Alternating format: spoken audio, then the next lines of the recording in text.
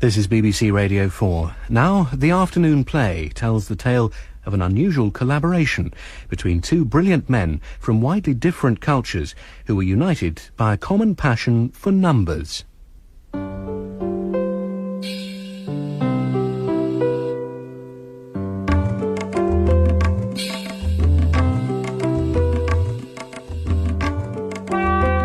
The Protégé, the story of a mathematical friendship, written by Jan Hartmann.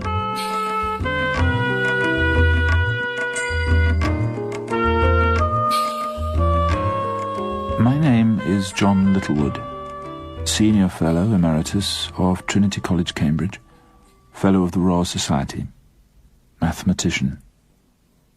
I've been lucky or unlucky enough to have outlived by some time the participants of what one of them called the one romantic adventure of his life. The collaboration of my dearest friend and colleague for 35 years, G.H. Hardy, with S. Ramanujan. Mathematics is a dangerous profession. An appreciable number of us go mad. Much saddens, but little surprises us. That said, the letter that Hardy received one morning in 1913, totally unexpected, surprised indeed. A wind rose from those few sheets of paper that would reshape the entire landscape of two distinctly odd lives, and I dare say, my own.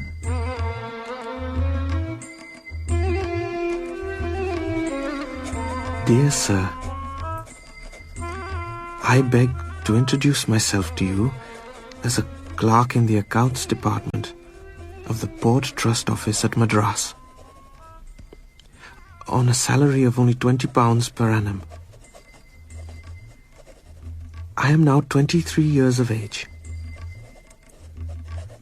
I have had no university education, but I have undergone the ordinary school course. After leaving school, I have employed the spare time at my disposal to work at mathematics.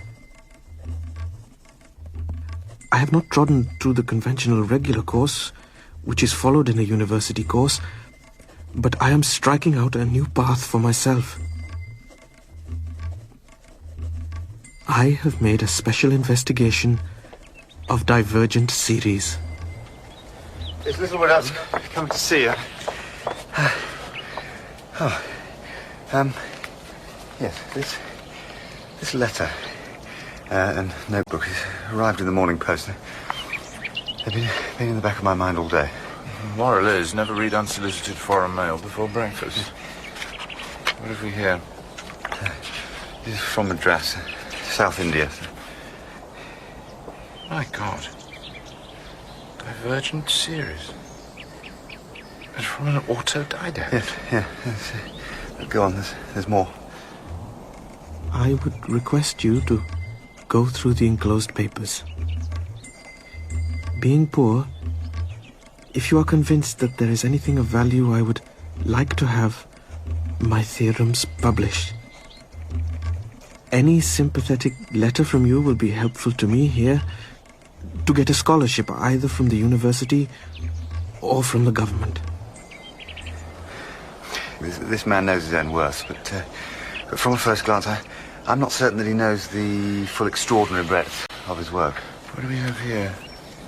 Magic squares. Continued fractions. Quite a number of ideas on those. The properties of both prime and composite numbers. Partitions, Littlewood, can you believe? What's his name? It's Rama something. Oh, here it is. Ramanujan. What do we do now? Right back to him. It's extraordinary, really.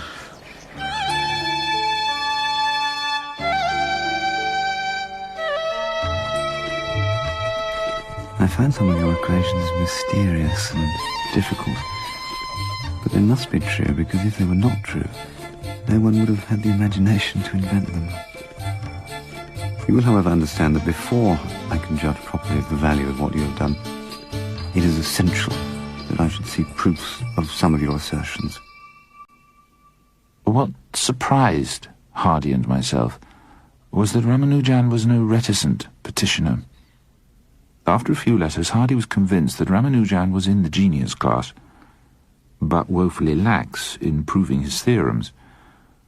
Ramanujan, on his part, and I liked him before ever laying eyes on him, was as rigid and unyielding about showing proofs as a secret agent protecting state secrets.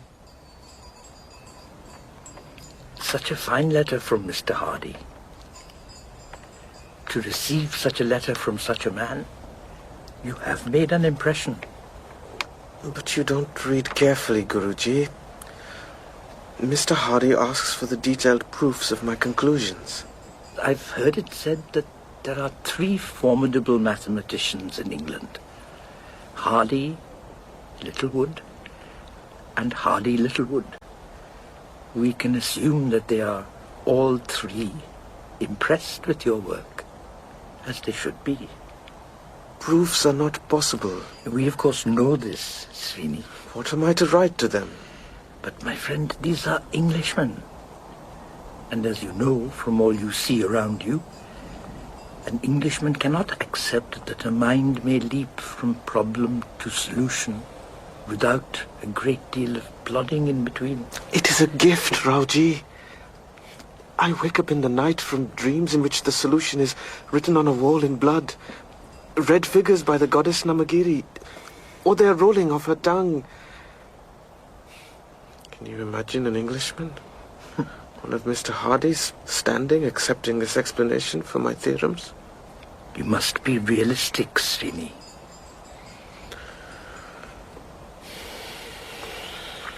I shall send him an immediate reply.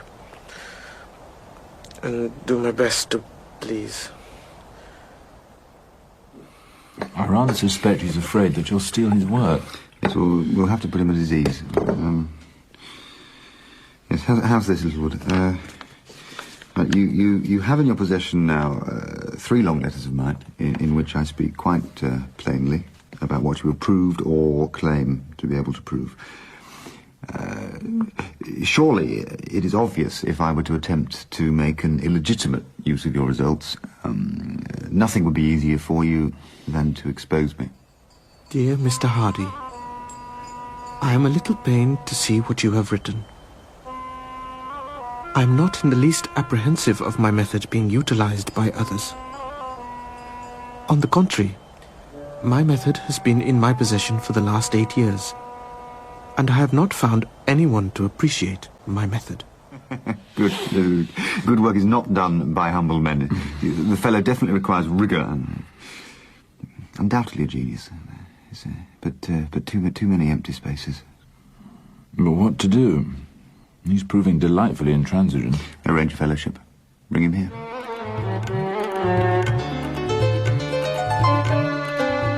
Nothing was simple with Ramanujan. Everything was as complex with him as it was straightforward with Hardy. Dear Mr. Hardy, we have not met, but I represent the best interests of our mutual friend and acquaintance, Mr. Srinivasa Ramanujan. I am compelled to communicate directly, though unknown to you personally, to explain why it is Mr. Ramanujan cannot accept your overwhelmingly generous offer of a fellowship to work with you at Trinity College, Cambridge University.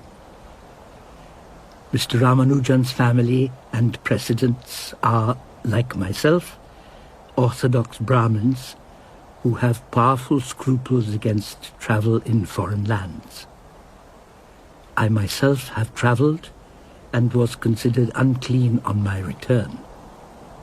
His family would like to spare Mr. Ramanujan such a stigma.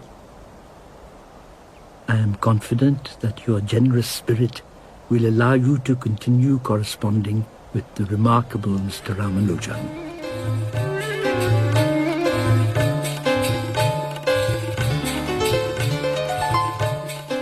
Dear Mr. Hardy, I am most flattered by your persistence in the matter of my continuing my work with you in person. But there are so many concerns. My English is not what it should be in order to pursue subtle studies.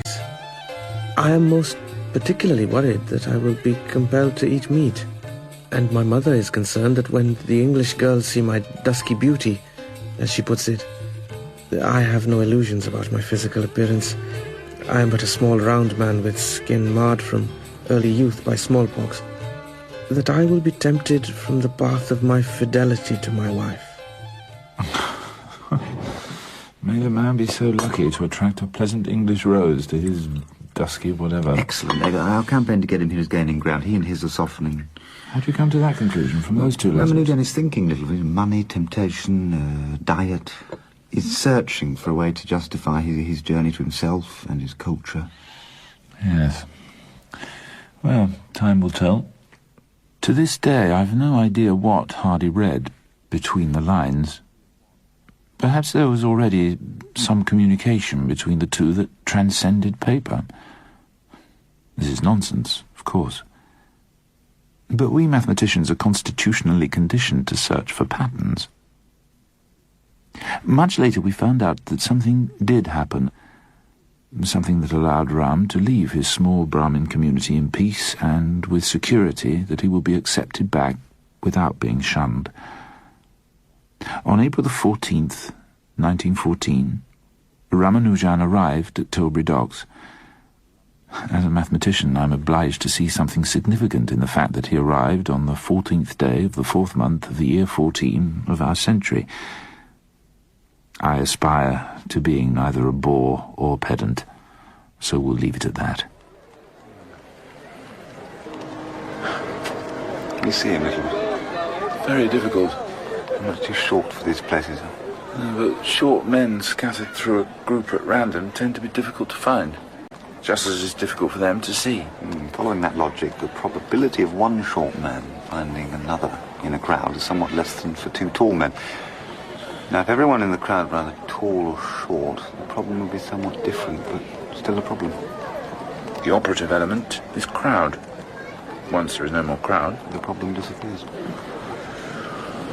Have you considered that you'll be responsible for this man's life here? Everything's seen to lodgings and allowance. No, that's not all of it, Hardy. Livelihood, welfare. What else? Well, the man himself. The inner man. Spirit, that sort of thing. He's a mathematician. Everything's arranged for him to do maths. Well, even you relax with your passion for cricket. Everyone adjusts, little. Do you see anyone that might be him? Yes.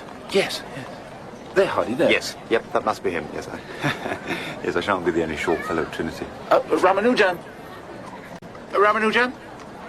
He's looking this way. It's John Littlewood, here. Not at all, he's walking this way. Excellent. Right, let's get out of here. Hardy, what are you doing? Mr. Littlewood? Yes. Mr. Hardy? Yep, let's get you out of this drafty place, Ramanujan. You will excuse me, please, but I'm unable to find a porter. They're all over the place. There's a fellow with the trolley and badge. Yes, porter? He's a porter? Yes, Ramanujan. Oh, that is unexpected. Show the man your baggage, Ramanujan. Littlewood, I'll fetch that cab.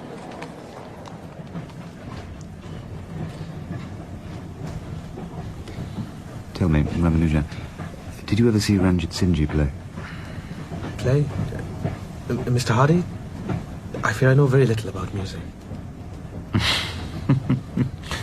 Cricket, Ramanujan. Ranjit Singh used his bat as if it were a scimitar. I fear the name has no meaning for me. You don't follow cricket, then? I'm most apologetic, Mr. Hardy, but my entire time is spent with my slate and chalk. All the elbows and all my clothing are worn away from use as a duster on the slate. Cricket is an exquisite game of numbers. For example, what is the maximum number of times the same integer can appear on the scoreboard at one instant during the innings? You are posing the first question we must deal with. I see I shall have to master cricket to make the calculations. No, not necessary. No, it is very beautiful. The integer is 1. If one batsman must retire hurt, the score then must be 111 for 1. Batsman numbers 1 and 11, each 11, bowlers 1 and 11. And so you see, we can fill the scoreboard with ones. The question then becomes metaphysical, Mr. Hardy. No, metaphysics is the last recourse of the soppy Ramanujan. Nothing metaphysical about it at all. It's just a beautiful numerical fact. But you have expressed a wholesome iteration of a unity. I can't say that I was thinking of the iteration of ones as an expression of degrees of unity. Think what the integer 1 suggests. The Pythagoreans considered 1 the indicator of reason. In which case, Mr. Hardy, such a marvellous iteration of ones is a confirmation of cricket as a most reason-saturated enterprise. And cricket is the source of all pleasure. Very good. Very good, Ramanujan. I see that we will get along.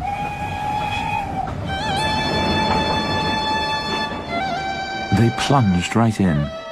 Joyfully, I might add. It was as though they'd been waiting for one another. And I suppose they had. You could feel the current of genius sparking between them. In those first 3 months between April and the infamous August of 1914, the two worked on any number of theorems and potential papers. I was swept up in it too. Ramanujan's notebooks drew one in like Ulysses into the whirlpool. He was clearly in the Euler and Jacobi class. They were besotted with maths. The life of the college, the external world, seemed pale sepia in contrast to the vivid excitement of inventing new theorems, new proofs, new insights in the ever-expanding, ever-extending deep labyrinths of number theory. I took your advice last night. I read your paper on Diric's divisor problem. Worked Euler's constant into yesterday's equations and awoke in the night with the solutions in place. Solutions in place? Yes. And the proofs leading to those solutions? I worked them out this morning. Why are you holding yourself so strangely? Am I destined to be cold the entire time I am in England? Dress properly. You need a jumper or a muffler. Jumper? You need a pullover. Ah, yes. It was so hot in Madras that we did not think of such a thing when we bought my Western clothes. Summer can be like a green winter. The calendar betrays me, Hardy. It is almost June. It seems to me, among many strange things English, that these Trinity stones hold the winter cold into summer. Your mind isn't cold. Never. The goddess is very good to me. My mind is always at top heat. I have begun a paper like I've never written before, with the proofs carefully worked and explained. The proofs are your direct influence, Hardy. I'm finding that you're a garrulous Indian, Ramanujan. Get on with it. I will begin then. The number d of n, if divisor n varies with extreme irregularity as n tends to infinity. Conclude that d of n is greater than log of n log n for an infinity of values of n. Yes. I'll go over it, but yes. You took the Euler and my paper on Dirichlet to surprising lengths. It's elegantly done. You are mastering the form. You have extraordinary insights, but you mustn't feel that by providing proofs you're in a straitjacket. Oh no, Hardy, I'm here to learn. There's tedium, but also great pleasure in it. Finding all the steps behind what I see is like reconstructing the logic of a dream. I have sent my old notebooks to sleep in a corner. Littlewood says that reading a really beautiful maths paper is like reading the score of a great piece of music. Behind all is rigorous reasoning. Behind all, Hardy, is God. I'm not certain that God is a mathematician, Ram. Where have you two been? Where have you been? We've had an exciting afternoon. I can't believe you didn't come out to see the king. He's never visited Cambridge before. He's also Emperor of India. I'm most apologetic, Littlewood. I had no idea the king was visiting Cambridge today. King Edward will be long gone, while the work we did today will last for centuries. We chose the longer historical perspective, Littlewood.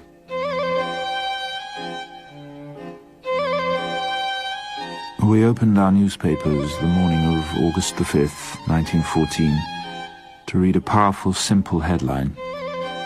War declared between England and Germany. 6 words, 36 letters. 6 words squared to 36 letters. Poor old Hardy. He was a shy man and also a man of great principles. I watched rather sadly as more and more of his time was taken up with defending his pacifist principles. Hardy! Hardy! Good evening, Ram. It's dark, everywhere and cold. Ram, have some tea. Brandy, but He doesn't drink brandy, Hardy. tea then. There are no street lights. The blackouts against German Zeppelin attacks. It's unnatural for people to live without light. Yeah.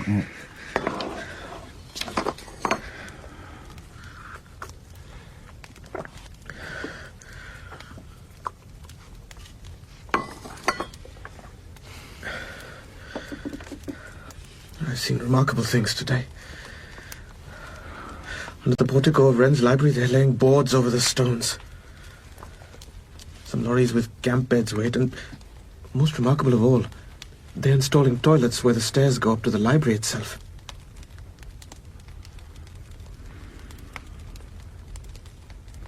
The end thing for it is to get back to work.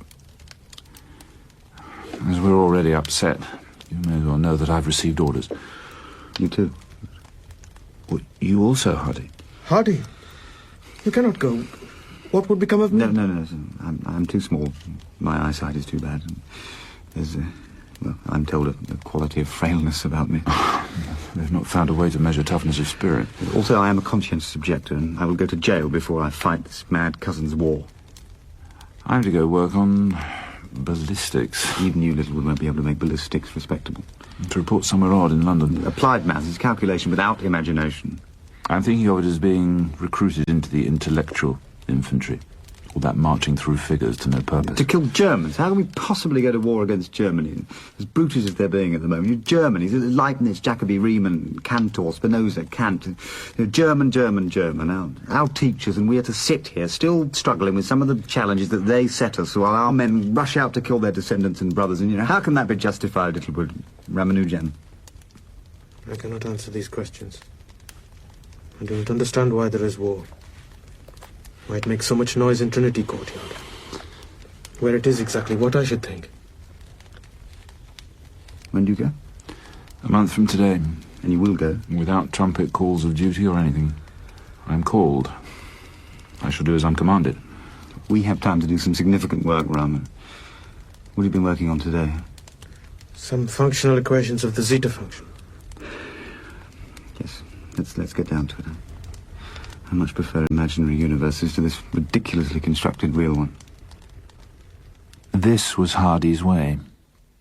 He did not much love the real world. The ridiculously constructed real universe confused Ramanujan like an intricately challenging labyrinth. He never found the stillness at the center.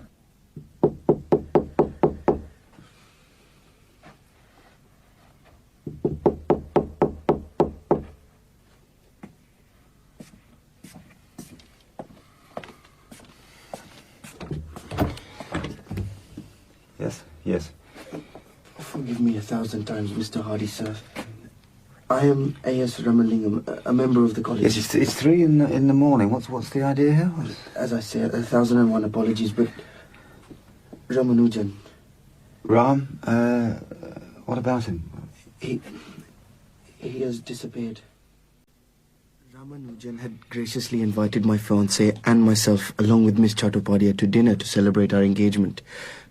As you probably know, he is but a novice cook. But for us, it was a joy to share an authentic meal from our home country, especially these days when ingredients are so difficult to come by. Yes. Let's keep to the point. Was he there when you arrived? Oh, yes, and very gracious too. Right. When did he disappear then? Between the Rasam and the Pongal. And you're certain he disappeared? Oh, yes.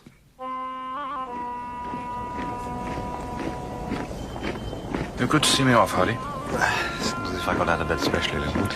Still your best work time. Not this morning. I hope Ram isn't one to do impulsive injury to himself. Nonsense. Right, you must write. Keep us up to date. It's time to be off. Take care of yourself, then. Yes, safe enough here, I should think. Telegraph that number I gave you when you hear about Ramanujan. Goodbye, Littlewood. Goodbye, Hardy. Mr. Hardy! Mr. Hardy, sir! Ramalingam! Your porter said you were here. I have run all the way. Ramanujan telegraphed from Oxford. Oxford? Of all places? Yes. He has run out of money. He has asked for £5 so he can return. £5? A rather remarkable sum, I agree. I telegraphed it to him immediately. He should return by this evening. Very good, but, see, Oxford? Very strange, yes. Very strange indeed. Hardy, are you in?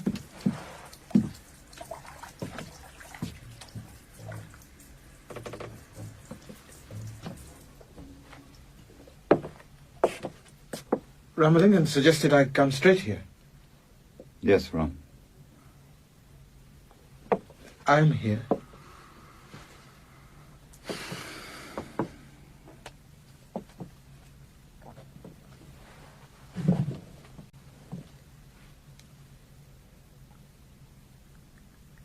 Paper you left the other day.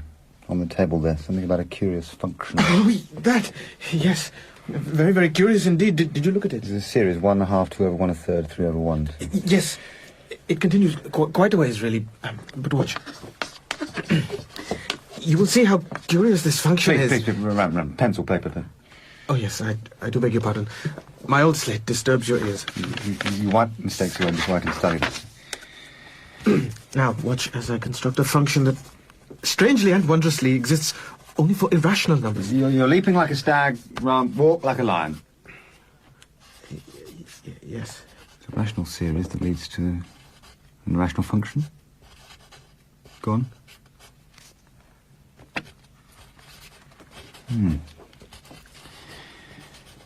You were at Oxford then? Yes. Very strange place to go. You must have had a powerful reason.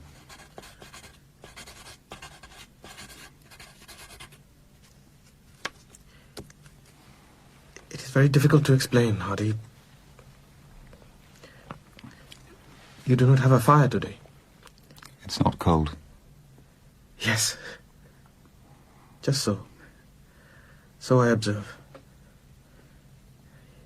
Yet I am cold.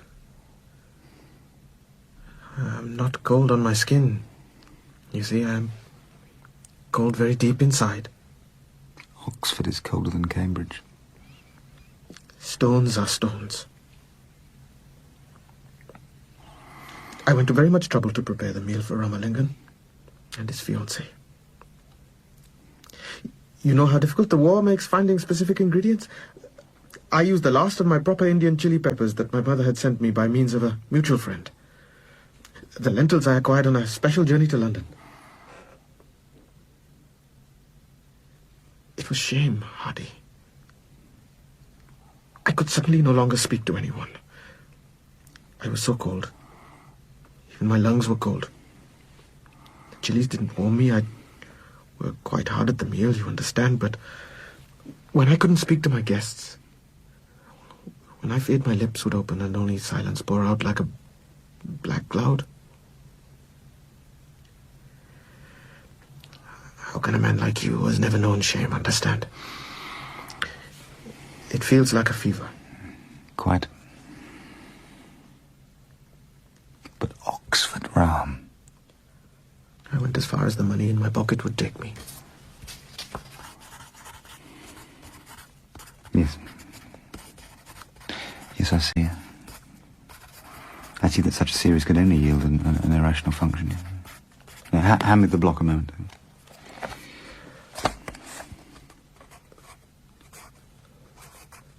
Littlewood's constant.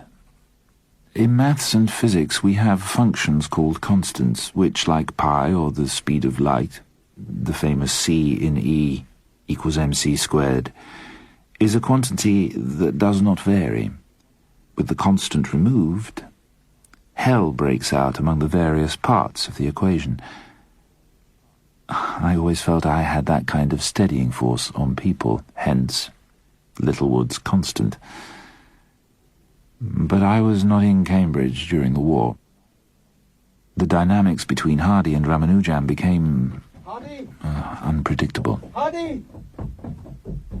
Hardy! Hardy!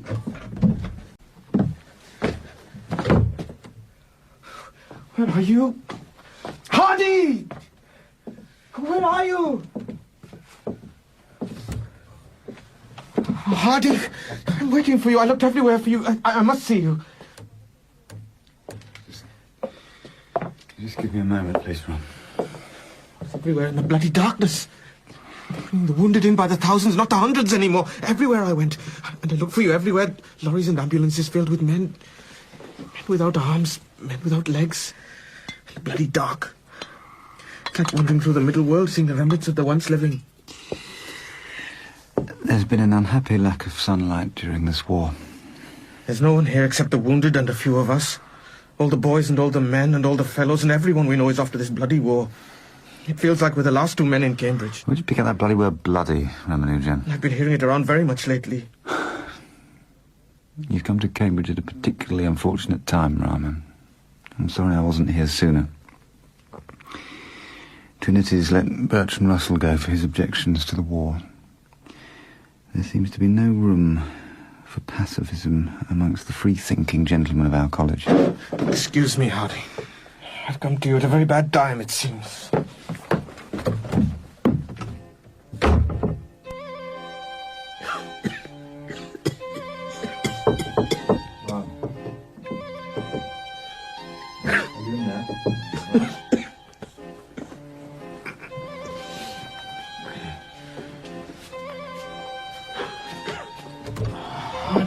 Thank God. You didn't become scared of it. I was worried that you'd run away again. I'm not running anywhere, Hardy. I cannot move. I'm very ill.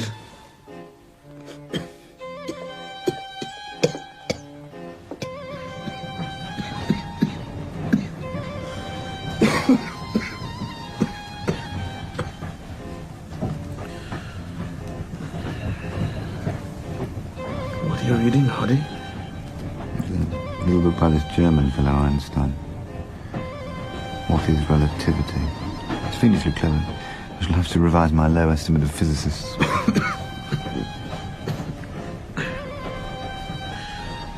You're very good to accompany me to the sanatorium. Doesn't bear talking about rum. It's long. Overnight train.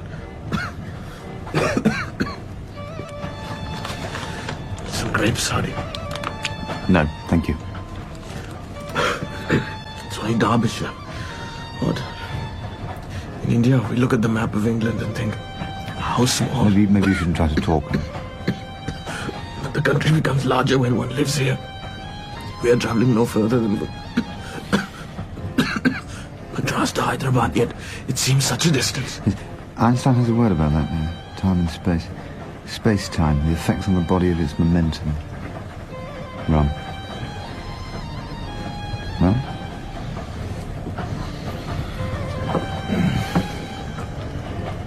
Asleep? Just like that.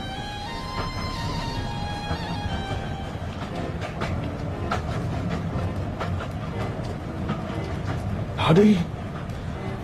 Hardy? Are you there? Still reading? You were speaking of space-time. Yes. I was thinking the death of a person can occur only in a certain space-time junction point. Somehow I should find a way to calculate that. Yes, theoretically it should be possible. I've been thinking how zero represents all reality. Sleep, Ram, sleep. Don't dream, it's best. Shall I help you from your chair into the bed? Would help. Thank you.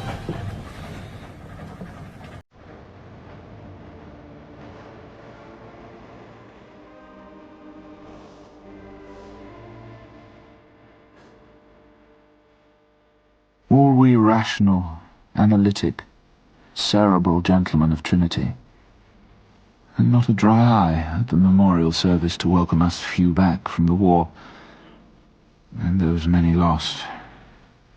Most of a generation dissolved in foreign mud. I was shocked when I saw Ramanujan again. In those 3 years he'd melted down to the inner man. His Western clothes now hung on him as loosely as any Indian kurta or pyjama, though I dare say his shoes were probably still uncomfortable. He was continually in and out of hospital. And Hardy, he couldn't possibly be slighter or slenderer. The constant tension marked itself with grey crayon under his eyes and in the hollows of his cheeks.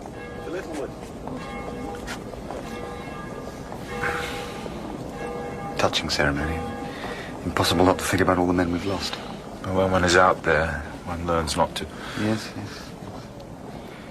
You know, Lord, until recently, I thought of a mathematician as in the first instance, an observer. It's correct as far as it goes. No, you see, these last 3 years, I've become compelled by circumstance to become a man of action, stand in the crease of life, as it were, and give it my best. The Russell affair? In part, yes, we lost that one. Couldn't get him reinstated. It's lamentable.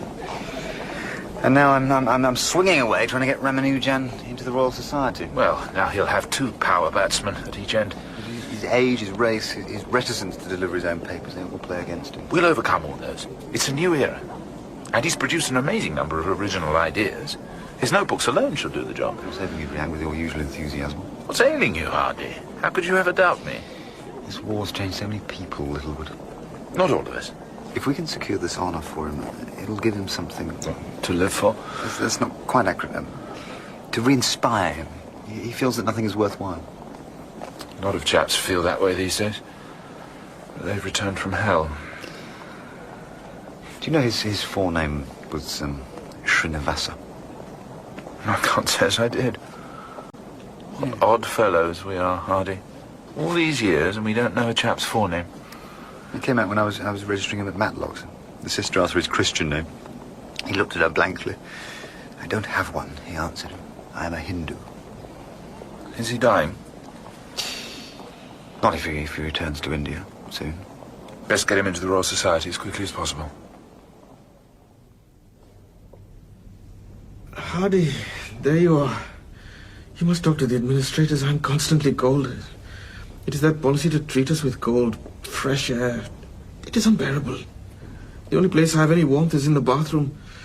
I took some work in there with me, but I am so unhappy and distracted, and the food is... all the vegetables you've asked for, right? Yeah. Oh, yes, thank you, thank you. Some of these look edible. Taxi number I came in was 1729. It's a rather dull number. There's really nothing I can do with it. I hope that's not a bad omen. No, not at all. These vegetables are quite fine on the whole. 1729 is a very interesting number. It is the smallest number expressible as the sum of 2 cubes in 2 different ways. Yeah, this is a good omen. Yeah, very good. I've received a letter from my mother. Madras University offers to take me on at 400 rupees a month. Much more than I need. That means... then you will be leaving us? Yes. As soon as arrangements can be made. The doctors say you're able to travel then? We will finish our work, Hardy, when I return. Ram, our work is infinite. Hardy, you have been listening to me. You said you've been able to do some work in the toilet. The only warm spot in this bloody place. They must think to cure people by killing them here. Show me what you've worked on. Awfully little. Some new congruence properties of the partition function and a new link between the first and second Rogers identities. Yes. Yes, ingenious. Ingenious.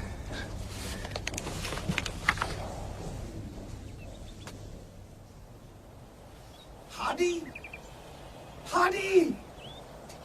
Hardy!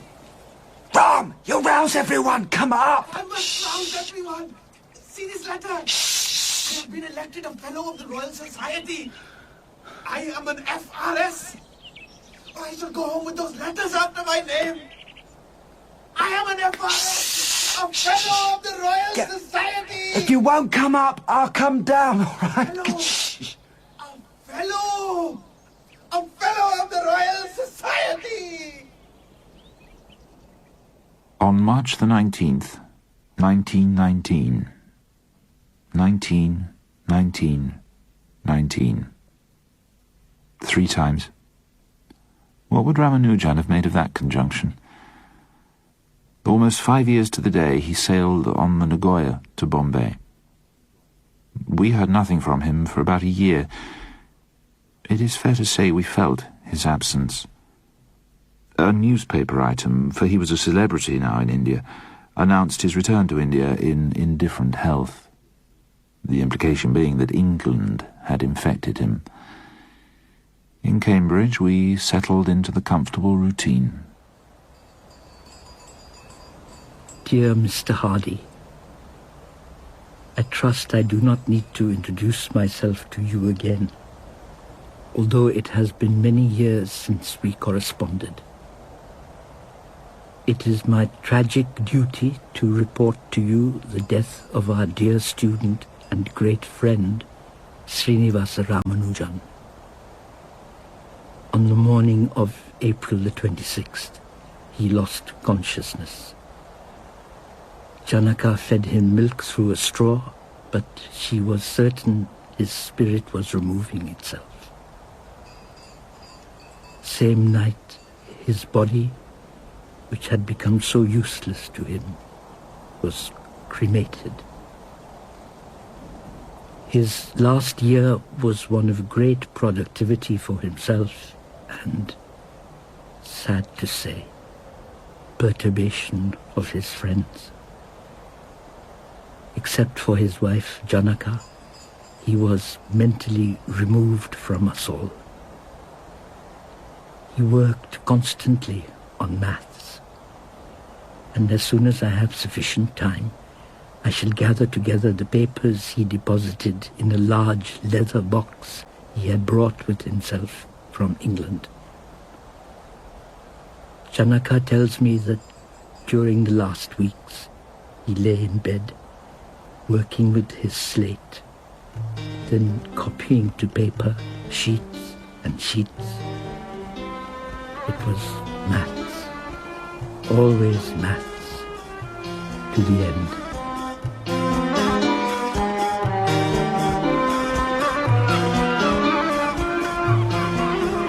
The orchids look beautiful floating out to sea like that, Hardy. I've read and seen a few photographs of flowers set to floating upon the waters to honour the Hindu dead. It's not as though his death were a surprise. I failed him, my lord. The orchids are a message to him? This is not a metaphysical act, not a religious ritual, little would it. Understand that. If you say so, Hardy. Yeah, because I failed him, I feel a physical act to put a full stop for myself is necessary. You didn't fail him, Hardy. You weren't here at the crucial time, little wood. I didn't need to be. I knew. Well, there was an X factor, an unknown between us, and if I could have solved that, found out what it was, I'm not comfortable with personal history. So it'd be enough to say that Ramanujan and I remained two parts of a single unsolved equation. But not unproven. You take the last orchid, little wood, and throw it in. Shouldn't you do that? I'm at peace. Yeah. Fascinating how the currents carry them all. The blossoms all follow one another, but waywardly, not in a straight line. Shan't live long enough to see those irregular flows captured by numbers. You shan't live long enough to see all of Ramanujan's theorems tested. I wonder if he found zero. Tosh. Ramanujan was prodigious. Prodigious. Ramanujan never left Hardy. Oh, I'm not being soppy, mind you. Even Hardy would admit till the day he died in 1947 that Ramanujan's impression was indelible. Time has shown that he was one of three prodigious number theorists of all time. The 18th century Swiss, Euler, the 19th century Jacobi, our century's Ramanujan. In 1936, Hardy was obliged to give some lectures at Harvard University. His subject, of course, Ramanujan.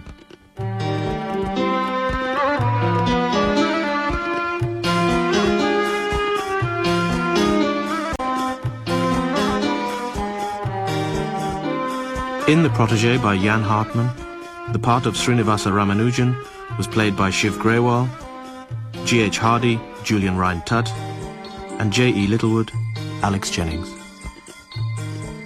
The part of Rao was played by Rashid Karapiet, and Ramalingan was played by Amit Channa. The music was composed by Felix Cross. The Protégé was directed by Christine Landon-Smith and is a Catherine Bailey production for BBC Radio 4.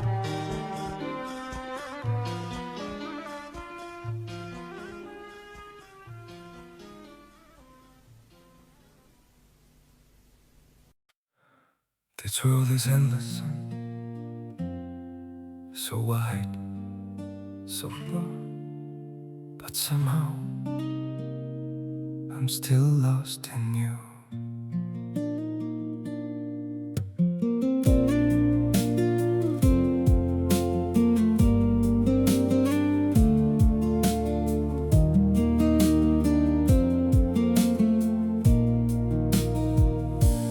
streets are full of moving shadows, countless places I could go. City shining, people passing, yet I still feel so alone. Every road keeps leading nowhere, every sky feels cold and blue. In this world so vast and open, I'm still lost in missing you. The world is wide, so wide before me, but I keep losing my way. Somewhere in the endless distance, your memory makes me stay. The world moves on without us, but my heart remains untrue. For no matter where these feet may wander, I'm still lost in missing you. I have tried to outrun silence, tried to leave your ghost behind, but your name still echoes softly through the corners of my mind. The world is wide, so wide before me, but I keep losing my way. Somewhere in the endless distance, your memory makes me stay. The world moves on without us, but my heart remains untrue.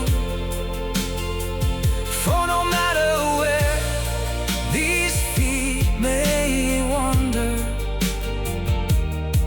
I'm still lost in missing you. Maybe someday I'll stop searching for your face in every crowd, but until that day, this broken heart will keep calling your name out. The world is wide, so wide before me, but I keep losing my way. Somewhere in the endless distance, your memory makes me stay. The world moves on without us, but my heart remains untrue. For no matter where these feet may wander, I'm still lost in missing